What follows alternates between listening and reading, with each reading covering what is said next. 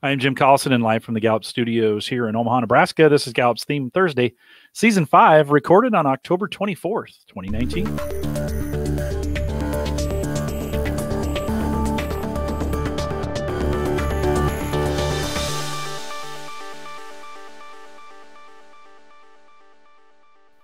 Theme Thursday is a Gallup Webcast series that dives deep into the CliftonStrengths themes, one theme at a time, and today's theme is responsibility. If you're listening live, we'd love to have you join us in the chat room. Link is available right above the video window if you're on our live page. If not, if you're listening to the recorded version, you can send us your questions, coaching@gallup.com. Maika Leibbrandt is our host today. She's a workplace consultant here with me at Gallup. And Maika, always great to see you on Thursday. Welcome back to Theme Thursday. Thanks, Jim. Always great to be here with you. Today, we get to talk about the theme of responsibility. And if that is one that always describes you, you'll notice that this podcast is something definitely for you. But our entire move within CliftonStrengths isn't just to think about what is the goal and how do I get there, but it's to really understand your unique makeup of talent. So those talent themes that always describe you are what we call your dominant themes. They're typically 1 through 5, maybe 1 through 10 in your CliftonStrengths 34. Again, if you find responsibility laying there for you, you're going to get a lot out of this. But I think you'll also get quite a bit out of this if you also maybe care about or work with somebody who has a lot of responsibility talent. Maika, what does it mean to have responsibility as my top talent theme then? It means that if you say you will do something, you do it. If you've got high responsibility, you take real and absolute ownership of your commitments. You honor honesty and loyalty. We might see this come out in people's lives and they're doing it. How might we notice this if somebody has dominant responsibility? The idea of truly owning something might excite you. Really being able to rely on yourself is energizing. You may sort your favorite working partners based on previous performance and experience. Again, about that executing piece of what do they do. Those who follow up on their actions and their deliverables might float to the top of your most desired collaborator list, whether you actually tell them or not. Other people probably look to you for guidance in the middle of a project, sort of like turning to the table of contents to see how far we've come in a book, or looking at the ETA on a GPS to say how much farther do we have yet to go. You can be a progress check for people. You can probably recall promises that you have broken in your life, and there's likely very, very few of them. You carry the weight of commitment. You don't take your work lightly. You take it very seriously because you know that you will be involved beyond that initial agreement. For somebody with responsibility to say, yeah, I've got this, that's a very serious statement. You might experience a shared social bond with people that you've completed tasks alongside. Other people probably see that commitment to execution as loyalty to the people involved, and that can build a pretty meaningful connection. If you're going to not complete something, you probably need obvious confirmation and clarity of what the new direction is. You don't just drop something and then move on very easily. With the emphasis on the all 34 report, brand new report we produced end of last year, we've been in there. There's a section on blind spots, and so we've been kind of this season kind of going through the definitions and then highlighting those. Maika, let's talk about how might people with high responsibility, what kind of blind spots might they have? Yeah, remember these blind spots aren't a scientific diagnosis. They're not a guarantee that you'll even experience this, but it is something that we need to understand. Perhaps how can that theme be perceived by others? Or another way to describe a blind spot is how could you get in the way of your responsibility? One of them is that you are loyal. You do what you say you will do. So it's likely that you get asked to do more than you have the capacity to complete. Overcommitment is difficult with responsibility because responsibility is an external motivator. It's about the promise that you made to someone else. And this blind spot probably hurts you more than it hurts other people. You'll take from your own reserves in order to fulfill the needs of others. I often coach a lot of people with high responsibility who just describe burning the candle at both ends, or again, taking from their own reserves. If you can't sustainably do that, which nobody can, you're not ever going to be able to fulfill the commitments that are so important for you to fulfill. So that at some point, that's not grace, that's just sacrifice. So there comes a time when what it costs you to take on another commitment and what it's going to benefit someone else is just no longer in balance. So this one you have to first remedy on your own. Be bold enough to spend some time, maybe even with a coach or a trusted friend, figuring out what your best yes really is. Don't just say my action to avoid this blind spot is going to be to say no. Say no to the wrong kind of work. That's very different than just saying more of a no. So I was reminded this week of Jim Collins' work in Good to Great. If you have more than 3 priorities, you have no priorities. Being able to really hone in what is your best yes is going to benefit others too, because you can not only be the guardian of your own best yes, but of your team's. Maturity on this theme can look like standing up for the priorities that your team has already committed to and defending those against distraction. You have a long lens, as we mentioned before, of between agreement to follow through of what needs to be done. You've got that sort of, again, executing talent understanding. And that includes sort of being able to see what it is that we've already had that is an outstanding commitment. So that first blind spot was a bit of a long sort of coaching opportunity there, but I think it's an important one. And it's one that I find people with responsibility tend to struggle with and really benefit from when they do some good untangling work there. The other blind spot, and this one comes from our 34 report, responsibility is an executing theme. It is not a relationship building one. Too many commitments can get in the way of your relationships. So don't let your to-dos take over your to-bes or your to-be-withs. Wow, that's a great quote. Somebody should write that down and post it on Instagram. What role does responsibility play on a team? I think this one's really, really important. I think we're going to spend a little more time next year focusing on teams, but where in this one with responsibility does it fit? So you've already heard this, but responsibility is an executing theme. Executing themes describe people who lead kind of with their eye on the goal. How close or how far are we from accomplishing that goal? In a team, responsibility can be that accountability partner or even the accountability manager. They have an eye for what has yet to be completed and who is counting on the team to complete that promise. People with high responsibility can provide clarity on what the executable steps of a promise really are. For example, rather than saying, our goal is to be more open with one another, someone with responsibility could help the team see they need to share more meaningful discoveries, celebrate personal milestones, and look for noticeable evidence that these actions are happening. Now, don't confuse that with achiever, because achiever in some ways can also do that. Responsibility in many ways is kind of like inside out achiever. It's that awareness of progress toward commitment that you've made to someone else. So in many ways, if responsibility is given the stage and the permission and the time to be heard around this, they can be the human version of taking a goal and making it smart. So making it more specific, more measurable. On a team, responsibility can be a great equalizer. The task or the commitment is what is their favorite, not the person. So they can see work beyond the lens of hierarchy, beyond the lens of bias. Give them support to translate from this nagging feeling that something isn't being completed into this sense of shared discovery. You can do that by just giving them the floor and asking for, hey, what do we have that are some outstanding deliverables and who is counting on us to deliver these? Also, ask somebody with high responsibility to give you a hand in celebrating what we've completed. To compare responsibility to other executing themes, first up is restorative. Restorative is an awareness of what's broken, energy and patience toward fixing it. Responsibility is an awareness of what's promised, energy and excitement toward fulfilling it. That was a good moment. I hope you heard that one. I also want to look at achiever and responsibility. I mentioned these two earlier. Achiever starts every day at 0 and has that internal drive to complete. Responsibility starts every day at outstanding promises and is driven by that agreement with other people.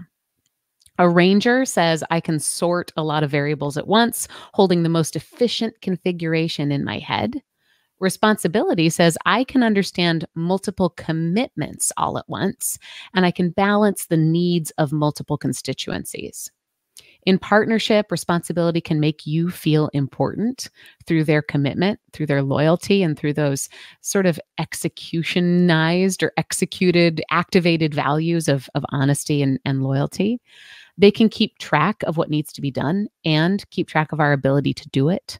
They can be a referee. Somebody with high responsibility in a partnership can help you sort to what you should be taking on and maybe what's better left for somebody else to do. I said this a little bit in our pre-show as we were talking. I really do envy responsibility, and I actually gravitate towards it on teams. Mike, as you were talking about all these things, there's a lot of great reasons for me when I find somebody with responsibility on a team that I want to gravitate towards them. It's in the middle for me, and so maybe that's one of those areas where I just like to move towards it as we think about, and maybe part of the clues are found in this as we think about how responsibility communicates. How does it communicate well? So if you want to communicate super well with responsibility, be clear when you're asking for their involvement. Talk about who's being expected to carry out the task that you're discussing.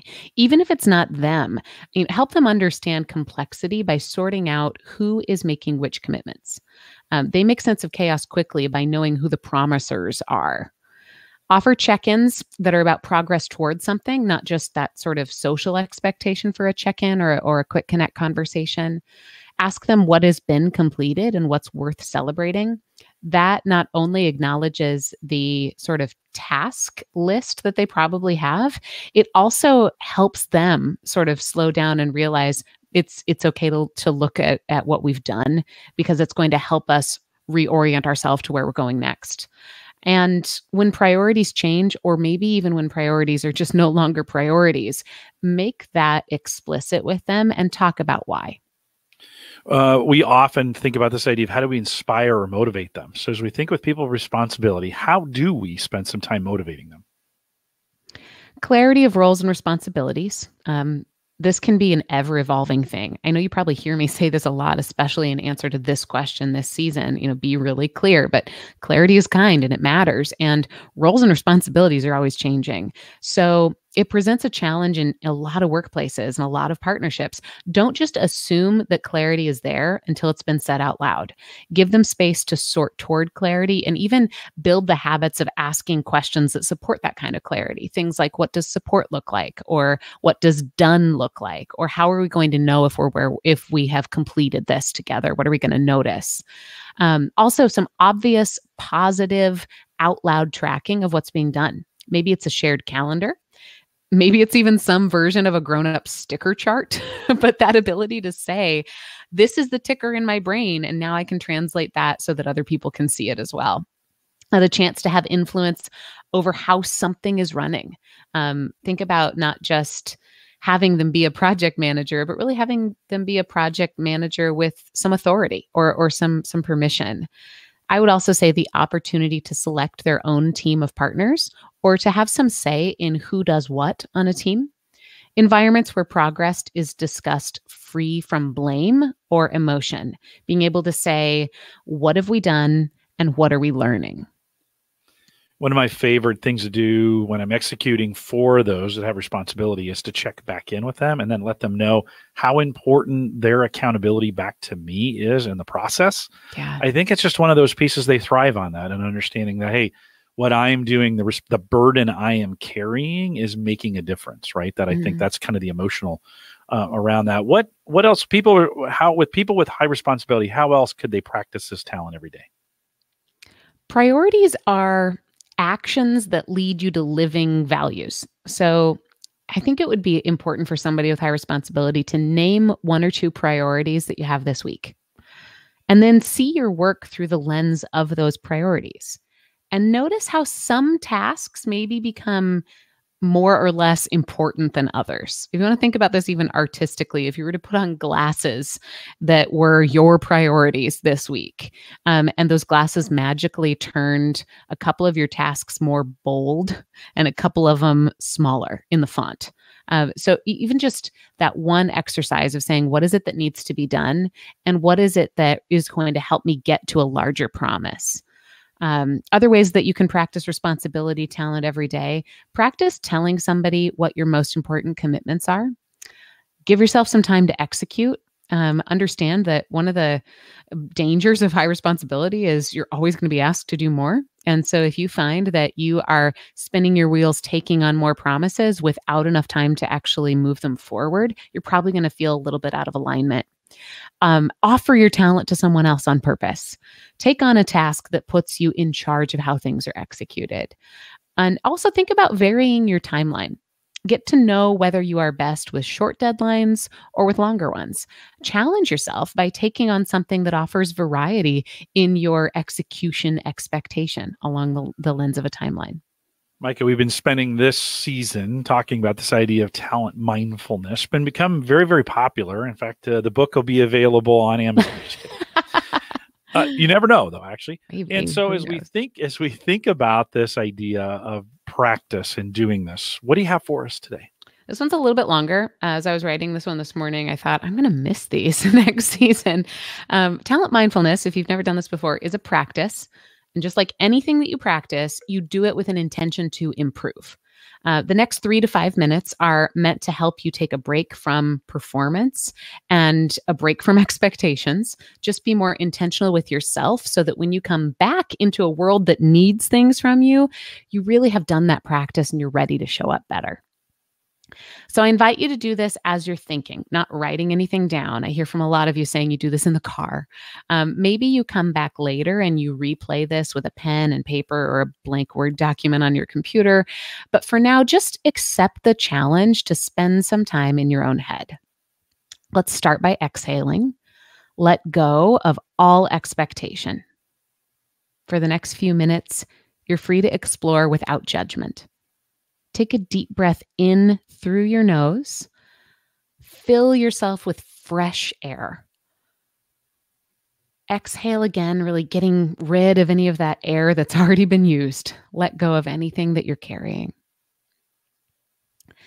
As you continue to breathe normally, I want you to think back on a few successes that you've had this year.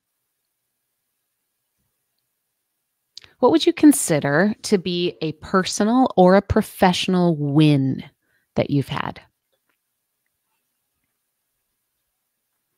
Just to help you really get success in your mind, I'll ask you a couple more questions. What have you accomplished this year that made you proud?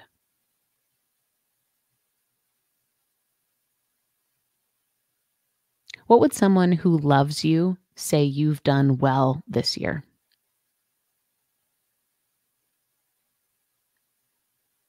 You don't have to narrow to your greatest or your flashiest success, but do think about more than one, ideally 2 or 3 successes.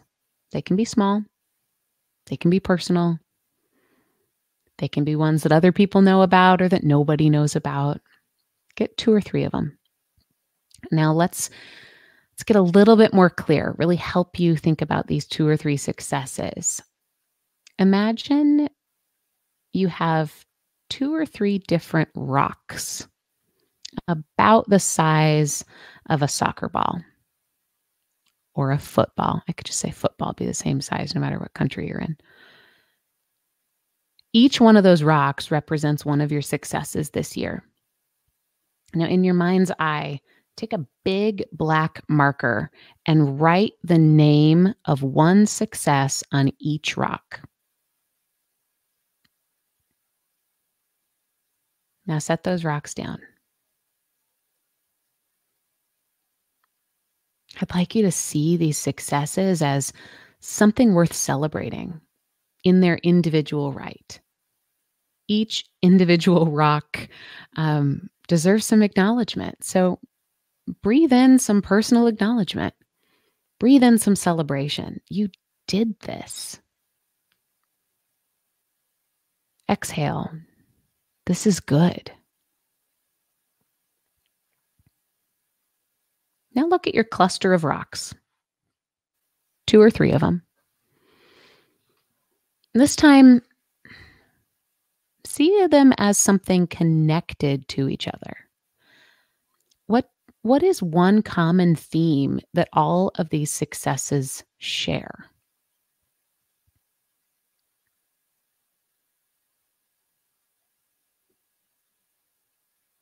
How do your successes this year describe a value that you have?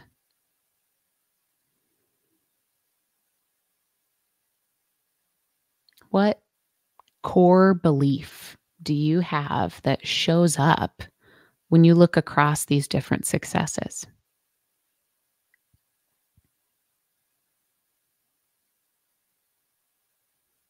Looking at these 2 to 3 big rocks, what do you notice about your priorities? Whether you lead with responsibility or any of 33 other Clifton Strengths themes, your values show up in what you choose to say yes to. The promises that you make to others, the commitments you follow through to completion. Aligning your priorities to your core values helps you make the most of that precious time you have, helps you truly make the most of the brilliant talent that you can offer. So, one more time, while it's still fresh in your mind, here's how we're going to summarize. When you consider your successes, what value or core belief shows up for you? Some people think about these as community, love, honesty, family, communicating, service, profit, honesty, humility. I'm not going to prescribe it for you. What comes to mind for you in terms of a word or a phrase that you can use to describe the value that shows up across your successes?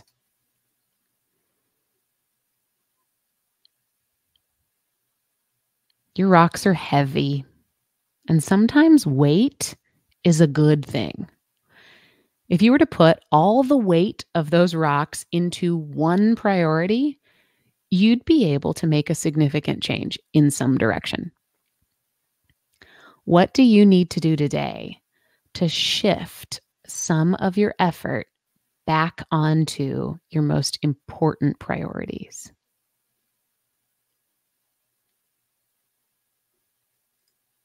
That is your talent mindfulness for today.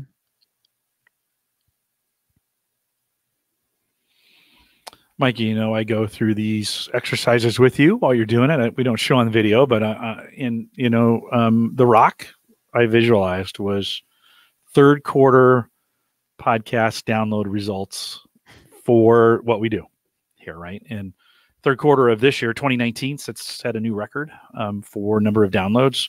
Trending, we had been trending about 500,000 a year, and we now are trending at 750,000 a year through third quarter, and pretty exciting. Not that the number itself means a lot, but that it's you listening, that each and every day we hear from, we get emails from, you guys make comments back to us. Maika and I almost get a weekly email probably from somebody thanking for the work that we do here. So Maika, congratulations. That's the big rock I kind of give to you as well. We share in a lot of what we do, as well as other hosts, Dean Jones and Mike McDonald and everybody that we have.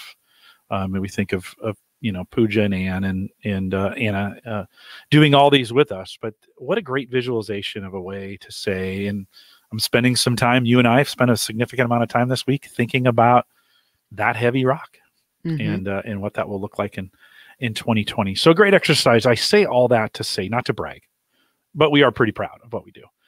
But to say that's the representation of what you're doing through these talent mindfulness. And it's just a great example to me of that, bringing it back. Am I setting my priorities, my work priorities forward on those things with all the things that can be done? So I hope you're doing I hope what it does is it helps people understand that strengths isn't just the assessment. You have to practice this every single day. And for those of you who have made some of those download and those listen numbers happen, know that you've done the practice. You're ready for the courage it's going to take you to do hard things today.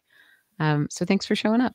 Yeah, you bet. Well, with that, we'll remind everyone to take full advantages of all the resources we have available now on Gallup Access. You can just go to gallup.com/CliftonStrengths. Still trying to figure that out. Send us your questions or comments. You can do that in an email, coaching@gallup.com. You can also catch the recorded audio and video of this program, plus all the past ones, Available on our YouTube channel. Just go to YouTube and search Clifton Strengths. You can, from any podcast player, both on Android and iPhone, just search Gallup Webcast. If you're interested in becoming a Gallup certified strengths coach, you can see a list of all of our courses that lead to that. Courses.gallup.com is that site, a complete list, up to date around the world as well. If you want to sign up for future webcasts, go to gallup.com. No, go to gallup.eventbrite.com and you can follow us there. Don't forget to join us in our Facebook group as well.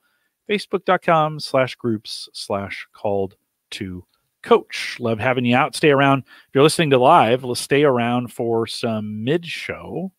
We have another one of these coming up. If you're listening to the recorded version, just hang on. There's probably another one waiting for you. With that, we'll say goodbye, everybody.